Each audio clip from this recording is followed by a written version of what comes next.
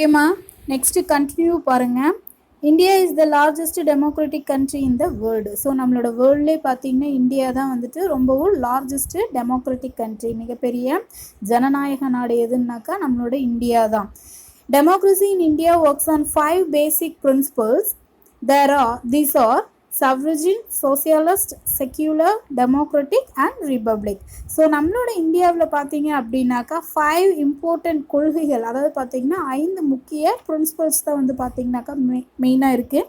அது என்னென்ன அப்படின்னு சொல்லி பார்த்தீங்கன்னாக்கா சவ்ரிஜின், அதாவது பார்த்தீங்கன்னாக்கா இறையாண்மை, சோசியலிஸ்ட் சமதர்மம், செக்யூலர் அப்படின்னா மதச்சார்பின்மை, டெமோக்ராட்டிக்னா மக்களாட்சி அண்ட் ரிபப்ளிக்னா குடியரசு. ஸோ இந்த 5 பிரின்சிபல்ஸில் தான் பார்த்தீங்கன்னாக்கா நம்மளோட இந்தியா வந்துட்டு டெமோக்ரஸியில் வந்துட்டு இயங்கிட்டு வருது. And then every person who is citizen of India and who is not less than 18 years of age can access the right to vote in India based on the universal adult suffrage. அதாவது பார்த்தீங்கன்னாக்கா 18 years complete ஆன ஒவ்வொரு Indian சிட்டிசனுக்கும் பார்த்தீங்க அப்படின்னாக்கா நம்மளோட எலெக்ஷனில் வந்துட்டு vote போடக்கூடிய ரைட்ஸ் இருக்குது. ஸோ அவங்க வந்து பார்த்தீங்க அப்படின்னாக்கா எந்த ஒரு ஜாதி அண்ட் தென் அதாவது caste, religion, region, creed, so gender, education, so இது அடிப்படையில் வந்துட்டு பார்த்தீங்க அப்படின்னாக்கா எதுவுமே கொடுக்கப்படல. எல்லாருக்குமே பார்த்தீங்கன்னாக்கா த இந்தியன் அப்படின்ற ஒரு பேசிக் அடிப்படையில் தான் பார்த்தீங்கன்னா அவங்களுக்கு வந்துட்டு ஓட் ரைட் வந்துட்டு வழங்கப்படுறது. ஸோ இதில் பார்த்தீங்கன்னாக்கா யூனிவர்சல் அடல்ட் அப்படின்னு சொல்லி பார்த்தீங்கன்னாக்கா உலகளாவிய வயது வந்தோர் வாக்குரிமை அப்படின்ற ஒரு திட்டத்தின் அடிப்படையில் எல்லாருக்குமே வந்துட்டு ஓட்டு உரிமை வந்து நம்மளோட இந்தியாவில் வழங்கப்படுது. அந்த நெக்ஸ்ட் பாருங்க, see that in do you know அப்படின்னு சொல்லிட்டு ஒரு box. The Parliament House in India was designed by the British architect Edwin Lutyens and Herbert Baker in 1912-13 and the construction began in 1921 and ended in 1927. So 1912 and 13 அந்த வருஷத்தில் பார்த்தீங்கன்னாக்கா நம்ம new டெல்லியில் இருக்கக்கூடிய Indian parliament அப்படின்ற ஒரு கட்டிடம் இருக்கு இல்லையா, பார்லிமெண்ட், நம்மளோட இந்தியன் பார்லிமெண்ட் காட்டணும் இல்லையா. ஸோ அந்த கட்டிடத்தை வந்துட்டு யார் கட்டினாங்க, எந்த கலைஞர்கள் வந்துட்டு வடிவமைத்தாங்க அப்படின்னு சொல்லி பார்த்தீங்கன்னாக்கா Edwin Lutyens and Herbert Baker. So this is important 1 mark. இந்த கொஸ்டின் கண்டிப்பாக கேட்பாங்க. Who is designed the parliament house அப்படின்னு சொல்லி கேட்டாங்கன்னா நீங்கள் என்ன ரைட் பண்ணணும், British architects Edwin Lutyens and Herbert Baker, இவங்க 2 பேரும் கட்டினாங்க அப்படின்றத ரைட் பண்ணும். ஸோ இந்த பில்டிங் பார்த்தீங்க அப்படின்னாக்கா 1921 வந்துட்டு கட்ட ஸ்டார்ட் பண்ணி 1927 தான் வந்துட்டு முடிச்சாங்க அப்படின்றதும் ஒரு இம்பார்ட்டன்ட். அண்ட் நெக்ஸ்ட் பார்த்தீங்கன்னா எலெக்ஷன் இன் இந்தியா. நம்மளோட இந்தியாவில் வந்துட்டு எப்படியெல்லாம் எலெக்ஷன் நடக்கும் நமக்கு ரொம்ப நல்லாவே தெரியும். நமக்கு தெரிஞ்ச எலெக்ஷன்லாம் என்ன, நம்மளோட வில்லேஜ் சைடில் பார்த்தீங்க அப்படின்னாக்கா எலெக்ஷனில் என்ன பண்ணுவாங்க, நிறைய பீப்புள்ஸ்க்கு வந்து காசு கொடுப்பாங்க. அவங்க போய் என்ன பண்ணுவாங்க, அவங்களுக்கு ஓட் போட்டு வருவாங்க. ஸோ காசு வாங்கிட்டு ஓட் போடாதவங்க கூட நிறைய பேர் இருப்பாங்க. ஸோ அந்த மாதிரியான எலெக்ஷன்ஸ் தான் வந்துட்டு நமக்கு தெரியும். பட் நம்மளுடைய ப்ராப்பரான எலெக்ஷன் என்ன, எப்படியெல்லாம் நடக்குது அப்படின்றத பற்றி இதில் கொடுத்துருக்காங்க. ஸோ ஃபஸ்ட்டு பாருங்கள், India has a quasi federal government with elected representative at the federal, state and local levels. So நம்மளோட இந்தியாவில் பார்த்தீங்க அப்படின்னாக்கா குவாசி ஃபெடரல் கவர்மெண்ட் அப்படின்னாக்கா பகுதி கூட்டாட்சி அமைப்பு அரசு அப்படின்னு சொல்லி சொல்லுவாங்க. ஸோ இந்த முறையை பெற்றுள்ள நாடு தான் நம்மளுடைய இந்தியன் நாடு. அதாவது என்ன குவாசி ஃபெடரல் கவர்மெண்ட்னா என்ன அப்படின்னு சொல்லி கேட்கலாம். அதாவது பார்த்தீங்கன்னாக்கா நம்மளுடைய கவர்மெண்ட் வந்துட்டு ஃபுல்லாக ஒரு கவர்மெண்ட் அப்படின்னு சொல்லி அவங்க வந்துட்டு நிர்ணயிக்கல. ஃபார் எக்ஸாம்பிள் நம்மளோட கவர்மெண்ட்டில் பார்த்தீங்கன்னாக்கா ஃபஸ்ட்டு வந்துட்டு local government and self government அப்படின்னு சொல்லிட்டு நம்ம இந்தியாவிலே வந்துட்டு 2 டைப் இருக்குது.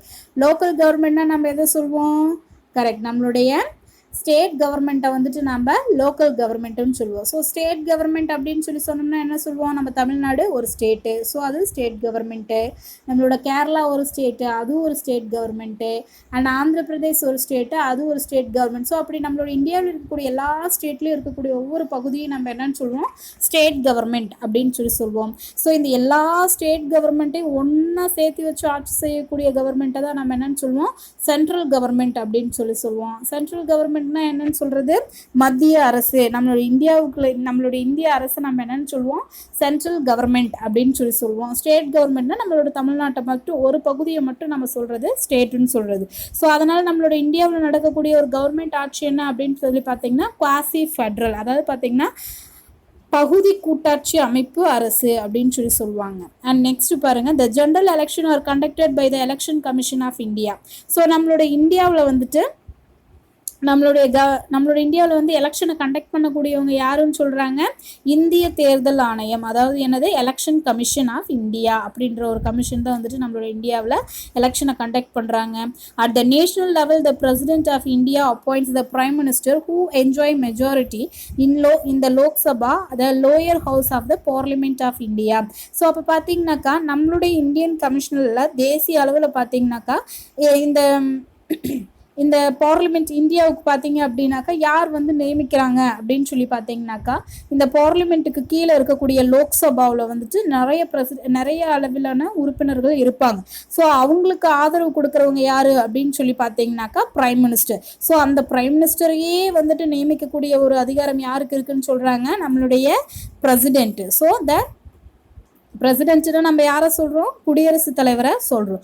ஸோ அப்போ நம்மளோட டோட்டல் இந்தியாவுக்கு வந்துட்டு பார்த்தீங்க அப்படின்னாக்கா யார் வந்துட்டு ஹெட் ஆஃப் த மெம்பர் அப்படின்னு, one of the bright citizen அப்படின்னு சொல்லி யாரை சொல்கிறோம், நம்ம இந்தியன் பிரசிடெண்ட்டை சொல்கிறோம். ஓகே, நெக்ஸ்ட் பாருங்கள், நம்மளுடைய இந்தியன் பார்லிமெண்ட்டில் பார்த்தீங்கன்னாக்கா 2 ஹவுசஸ் இருக்குது. ஒன்று வந்து பார்த்தீங்கன்னாக்கா ராஜ்யசபா, அனதர் ஒன் பார்த்தீங்கன்னா லோக்சபா. ஸோ இதை வந்துட்டு நம்ம எப்படி சொல்லலாம்னாக்கா ராஜ்யசபான்னு சொல்லலாம், அப்பர் ஹவுஸ்ன்னு சொல்லலாம், இல்லைன்னா கவுன்சில் ஆஃப் ஸ்டேட்ஸ்ன்னு சொல்லலாம். லோக்சபான்னு சொல்லலாம், லோயர் ஹவுஸ்ன்னு சொல்லலாம், ஹவுஸ் ஆஃப் த பீப்புள் அப்படின்னு சொல்லலாம். அண்ட் தென் நெக்ஸ்ட் பாருங்க, all members of Lok Sabha are directly elected through general election which take place once in every 5 years in normal circumstances. 2 Anglo-Indian members can be nominated by the President of India to Lok Sabha.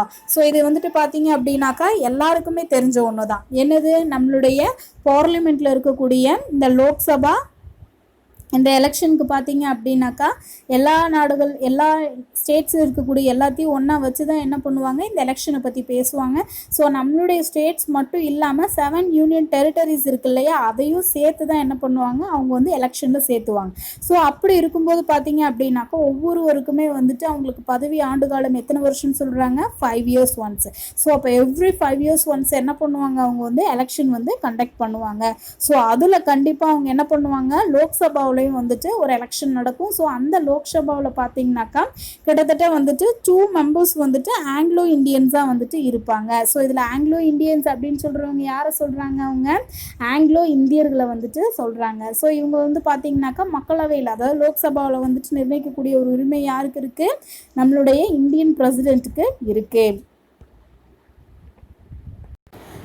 Next பாருங்க, members of the Rajya Sabha, the upper house of the Indian Parliament are elected by an electoral college consisting of elected members of the Legislative Assembly of the states and the Union Territories of India. So நம்மளுடைய union டெரிட்டரிஸையும் சேர்த்து நம்மளுடைய ஸ்டேட்டில் வந்துட்டு பார்த்தீங்கன்னாக்கா ராஜ்யசபா, அதாவது Appar house வந்துட்டு நம்மளுடைய Indian பார்லிமெண்ட்டில் நடந்துட்டுருக்கு. ஸோ அந்த எலெக்ஷனில் பார்த்தீங்க அப்படின்னாக்கா எல்லா உறுப்பினர்களும் வந்துட்டு தேர்ந்தெடுக்கப்படுறாங்க. த யூனியன் டெரிட்டரிஸில் வந்துட்டு மொத்த தேர்ந்தெடுக்கக்கூடியவங்க வந்துட்டு பார்த்தீங்க அப்படின்னாக்கா ஈச் ஸ்டேட்ஸ்க்கு வந்துட்டு ஒவ்வொருத்தராக தான் இருப்பாங்க. The president of India nominates 12 member for the contribution the art, literature, science and social service. அதாவது பார்த்தீங்கன்னாக்கா இந்த ராஜ்யசபாவில் வந்துட்டு அந்த எலெக்ஷன் மூலமாக தேர்ந்தெடுக்கிறவங்க மட்டும் இல்லாமல் செப்பரேட்டாக குடியரசுத் தலைவருக்குன்னு பார்த்தீங்கன்னாக்கா ஒரு பொறுப்பு இருக்குது. அந்த குடியரசுத் தலைவர் என்ன பண்ணுவார், 12 மெம்பர்ஸை வந்துட்டு என்ன பண்ணுவாங்க, அந்த மாநிலங்களோட அவைக்கு வந்துட்டு குடியரசுத் தலைவர் வந்து நியமனம் செய்வாங்க. ஸோ அந்த 12 மெம்பர்ஸும் பார்த்தீங்க அப்படின்னாக்கா ஆர்ட், லிட்ரேச்சர், சயின்ஸ் இது எல்லாத்துலேயும் வந்துட்டு ரொம்பவும் சிறப்பு பெற்ற மெம்பர்ஸாக இருப்பாங்க. அந்த நெக்ஸ்ட் பார்த்தீங்கன்னா the first election in democratic India. So first இந்தியாவில் வந்துட்டு மக்களாட்சி நடக்கும்போது நம்மளோட இந்தியாவில் முதல் தேர்தல் எங்கே எப்படி நடந்துச்சு, எந்த மாதிரி அப்படின்றத பற்றி கொடுத்துருக்காங்க. ஸோ இதில் பாருங்கள், General election to the Lok Sabha since independence were held in India between 25th October 1951 and 21 February 1952. So நம்மளுடைய இந்தியா வந்துட்டு சுதந்திரம் அடைஞ்சதுக்கு அப்புறமா ஆஃப்டர் 1947க்கு அப்புறமா பார்த்தீங்கன்னாக்கா ஃபஸ்ட்டு எலெக்ஷன் எப்போ நடத்தப்பட்டுச்சு அப்படின்னு பார்த்தீங்கன்னா 1951 அக்டோபர் 25ல நடைபெற்றுச்சு. அதுக்கப்புறம் பார்த்தீங்கன்னா 1952 பிப்ரவரி 21 வரைக்கும் பார்த்தீங்கன்னாக்கா நிறைய இடங்கள்ல வந்துட்டு நடைபெற்றுச்சு இந்த election. ஸோ இதில் பார்த்தீங்கன்னாக்கா the Indian national Congress emerged victories by winning 364 of the 489 seats. Jawaharlal Nehru became the first democratically elected prime minister of the country. So அப்போ பார்த்தீங்கன்னாக்கா இந்த எலெக்ஷன் நடந்ததில் 1951 நடந்த அந்த எலெக்ஷனில் வந்துட்டு மொத்தம் 489 சீட்ஸ் இருந்துச்சு. அந்த சீட்டில் பார்த்தீங்கன்னா 364 சீட்ஸில் வந்துட்டு நம்மளுடைய காங்கிரஸ் கட்சி வந்துட்டு வின் பண்ணிட்டாங்க. ஸோ அப்போ பார்த்தீங்கன்னாக்கா அந்த காங்கிரஸ் கட்சியில் இருந்து இந்த மக்களால் வந்துட்டு தேர்ந்தெடுக்கப்பட்ட ஒரு prime minister first Indian independent prime minister யார் அப்படின்னு சொல்லி பார்த்தீங்கன்னா நம்மளுடைய பிரதமர் ஜவஹர்லால் நேரு அப்படின்றவர். அண்ட் தென் நெக்ஸ்ட் ஒன் பாருங்கள், ஒரு டூ யூ நோ பாக்ஸ் ஒன்று கொடுத்துருக்காங்க. பிரிட்டிஷ் இந்தியா ஜென்ரல் எலெக்ஷன் 1920, அதாவது பார்த்தீங்கன்னா 1920 வந்துட்டு பிரிட்டிஷோட ஆட்சிகள் நடந்துட்டு இருந்துச்சு இல்லையா. ஸோ அதாவது பார்த்தீங்கன்னா நமக்கு வந்து இண்டிபெண்டன்ஸ் வாங்குறதுக்கு முன்னாடி, ஸோ அந்த டைமில் இருந்த அந்த எலெக்ஷன் பற்றி ஒன்று கொடுத்துருக்காங்க. see that general election were held in British India in 1920 to elect members to the imperial legislative council and the provincial council. They were the first election in the country history. So இதில் பார்த்தீங்கன்னாக்கா நம்மளுடைய imperial council அப்படின்ற ஒரு பெரிய நம்மளுடைய general எலெக்ஷனில் வந்துட்டு மாகாண சட்டசபை, அதாவது பார்த்தீங்கன்னாக்கா imperial legislative council and provincial council அப்படின்ற 2 பிரிவுகளில் வந்துட்டு பிரித்து வச்சுருந்தாங்க. ஸோ அதில் பார்த்தீங்கன்னாக்கா 1920 என்ன பண்ணாங்க, நம்மளோட பிரிட்டிஷ் இந்தியா வந்துட்டு ஃபஸ்ட்டு டைம் வந்துட்டு ஒரு ஜென்ரல் எலெக்ஷன், ஒரு பொது தேர்தல் ஒன்று நடத்தினாங்க. ஸோ அதுவே பார்த்தீங்க அப்படின்னாக்கா இந்தியாவுடைய வரலாற்றிலே வந்துட்டு நடந்த முதல் தேர்தல் அப்படின்னு சொல்லலாம். அந்த நெக்ஸ்ட் ஒன் பாருங்க, major challenges to Indian democracy, அதாவது பார்த்தீங்கன்னா நம்மளுடைய இந்திய மக்களாட்சியில் இருக்கக்கூடிய ஒரு பெரிய சவால் என்ன, பெரிய சேலஞ்சஸ் என்னென்ன அப்படின்றத கொடுத்துருக்காங்க. Democracy is the dominant form of government in the contemporary world, அதாவது பார்த்தீங்கன்னாக்கா நம்மளுடைய சமத்துவம் மிக்க இந்த வேர்ல்டில் வந்துட்டு இந்த மக்களாட்சி அப்படின்றது பார்த்தீங்கன்னாக்கா இப்போ இருக்கக்கூடிய காலகட்டத்தில் வந்துட்டு ஒரு பெரிய மேலாதிக்கம் பெற்ற அரசாங்கத்தை பற்றி சொல்லக்கூடிய ஒன்றா இருக்கு. And then it has not faced a serious challenge or a rival so far.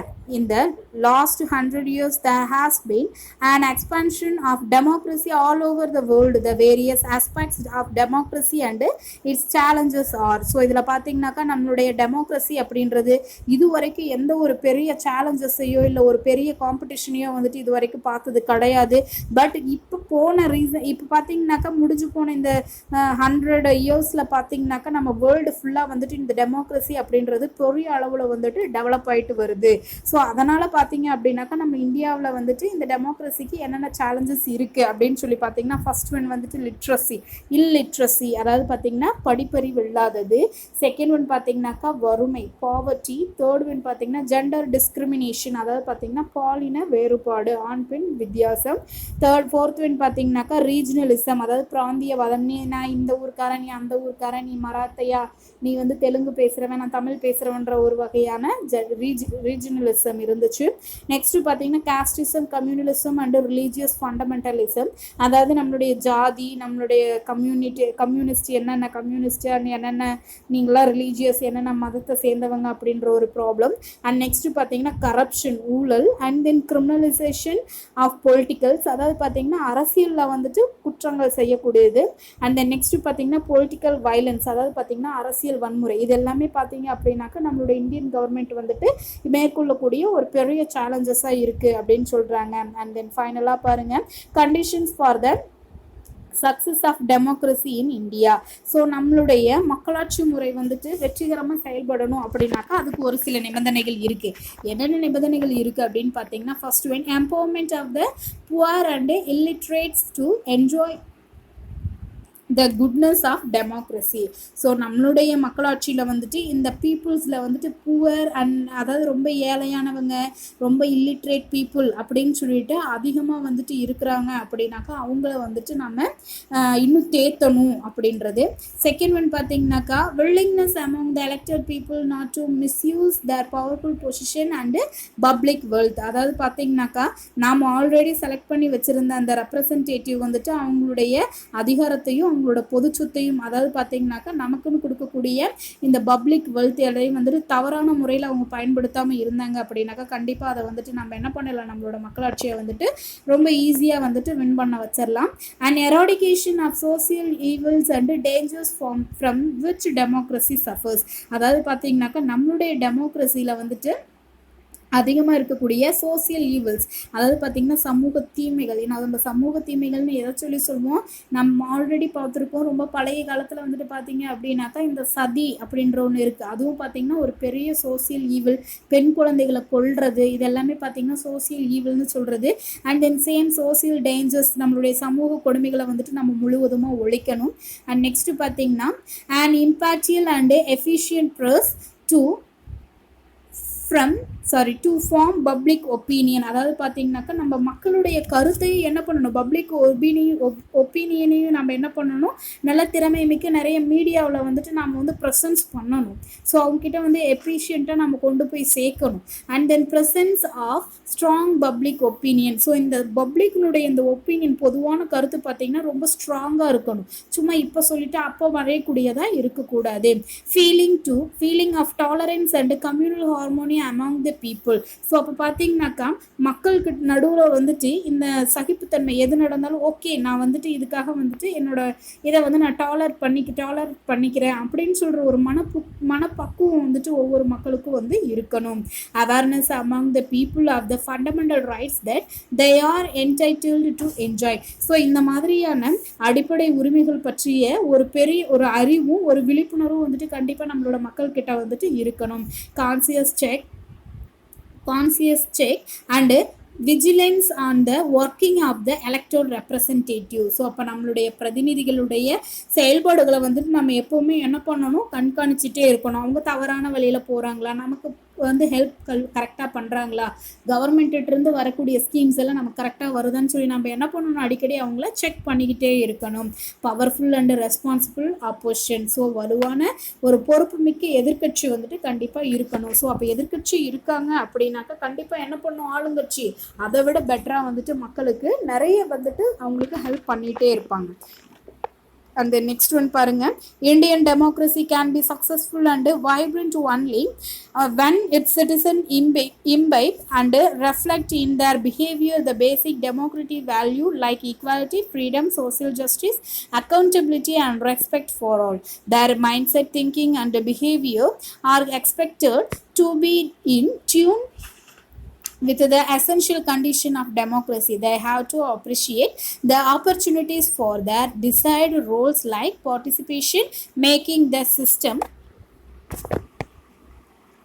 accountable, fulfilling obligations and playing proactive roles to actualize the goals of democracy. So இதில் என்ன சொல்லியிருக்காங்க அப்படின்னாக்கா நம்மளுடைய இந்திய டெமோக்ரஸி மக்களாட்சியில் வந்துட்டு பார்த்தீங்க அப்படின்னாக்கா ஒரு வெற்றிகரமானதாகவும் ஒரு துடிப்பானதாகவும் இருக்கிறதுக்கு என்னென்ன அப்படி முக்கியமானதாக இருக்குது அப்படின்னு சொல்லி பார்த்தீங்கன்னாக்கா ஃபஸ்ட்டு வந்துட்டு ஈக்வாலிட்டி, ஃப்ரீடம் அண்ட் தென் நம்மளுடைய சமூக நீதி, நம்மளுடைய அக்கௌண்டபிலிட்டி அண்ட் தென் நம்ம எல்லாருக்கும் மதிப்பளிக்கிறது. ஸோ இந்த மாதிரியான பண்புகள் வந்துட்டு பார்த்தீங்க அப்படின்னாக்கா ரொம்ப சக்ஸஸ்ஃபுல்லாக ஒன்று இருக்குது அப்படின்றாங்க.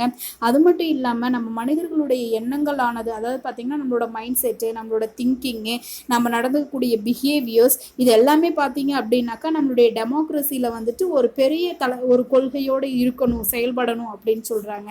அண்ட் நெக்ஸ்ட்டு பார்த்திங்கனாக்கா இந்த டெமோக்ரஸியில் வந்துட்டு மக்கள் வந்துட்டு எல்லாத்துக்கும் ஒரு முன்மாதிரியாக வந்துட்டு பங்கெடுத்து அவங்களுடைய ஒவ்வொருத்தருடைய ஒர்க்கையும் அவங்க ரொம்ப கடமையுணர்வோடையும் அண்ட் தென் நல்ல ஒரு பொறுப்பாகவும் அவங்களுக்காக கொடுக்கப்பட்ட வாய்ப்புகளுக்கு வந்துட்டு அவங்க மதிப்பளித்து அதை வந்துட்டு சரியான முறையில் பயன்படுத்தி மக்கள் வந்துட்டு அவங்களுடைய வாழ்க்கையில் முன்னேற்றம் அடையணும் அப்படின்றத பற்றி தான் இதில் வந்துட்டு சொல்லியிருக்காங்க. ஓகே ஸ்டூடெண்ட்ஸ், இதோட இந்த லெசன் வந்துட்டு ஃபினிஷ்ட் ஆயிடுச்சு. உங்களுக்கு வந்துட்டு பார்த்தீங்கன்னாக்கா இந்த லெசன்ஸில் கொடுக்கப்பட்ட எல்லாமே பார்த்தீங்கன்னா பார்ட்டாக கொடுத்துருப்போம். ஸோ அது எல்லாத்தையும் வந்துட்டு கரெக்டாக நீங்கள் வந்து பிக்கப் பண்ணி படிச்சுக்கோங்க. உங்களுக்கு ஏதாவது டவுட் இருந்துச்சு அப்படின்னாக்கா நீங்கள் வந்துட்டு டைரெக்டாக வந்துட்டு கேட்கலாம். Okay students, thank you.